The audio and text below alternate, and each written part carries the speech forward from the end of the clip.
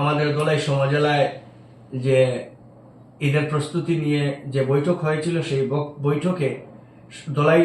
সমজেলার police super মহোদয় এই বিষয়টিও তুলে ধরেছেন যে কুরবানির জন্তুর অবশিষ্ট অংশ যেগুলি রয়েছে, যেমন আমরা ছাগল কুরবানি দেব, ছাগলের চামড়া, রক্ত কিংবা পা, ছাগলের যেমন পা, এগুলি যত্রতত্র মানে যেখানে সেখানে আপনারা ফেলবেন না। যে অংশগুলি খাওয়ার মতো নয়, হালাল নয়, সেগুলি আপনারা একত্রিত করে কোথাও মাটির মধ্যে পুঁতে দিবেন, এমনভাবে পুঁতবেন যাতে কোনো অন্য বন্য প্রাণী সেটাকে কুড়ে বের করে যেখানে সেখানে ফেলতে না পারে। এটা কিন্তু স্পর্শকাতর একটা বিষয় যে আমরা কুরবানির জন্তুর অবশিষ্ট অংশগুলি যেখানে সেখানে ফেলে দিলাম কিংবা এমনভাবে পুতলাম যেটা বেরিয়ে গেল, পরবর্তীতে কুকুর কিংবা শৃগাল অন্য কোনো প্রাণী যদি কোনো জায়গায় কোনো আশপাশের হিন্দু বসত বাড়ির পাশে কিংবা মন্দিরের পাশে যদি ফেলে দেয়, তাহলে কিন্তু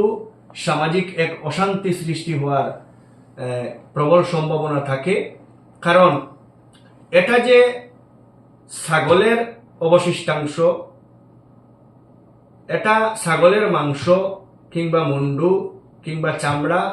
সেটা আইডেন্টিফিকেশন পরে হবে। পরীক্ষাগার রয়েছে, ল্যাব রয়েছে, সেই পরীক্ষা নিরীক্ষার আগ পর্যন্ত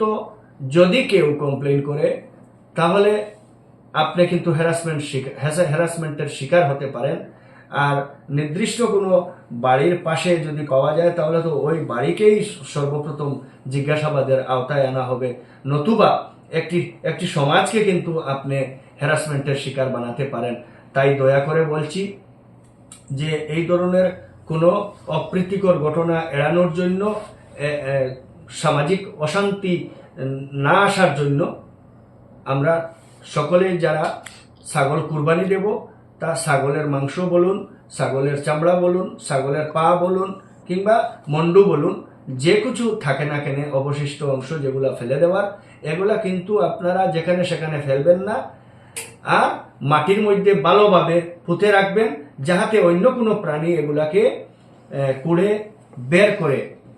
অন্য কোনো জায়গায় ফেলতে না পারে। অন্য কোনো জায়গায় বলতে কোনো হিন্দু বসত বাড়ির সম্মুখে যদি ফেলে দেয়, কোনো কুকুর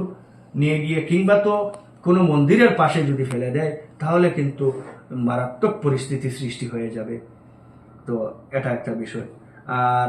আরো একটা বিষয় হলো, আমাদের স্থানীয়ভাবে আমি বলছি,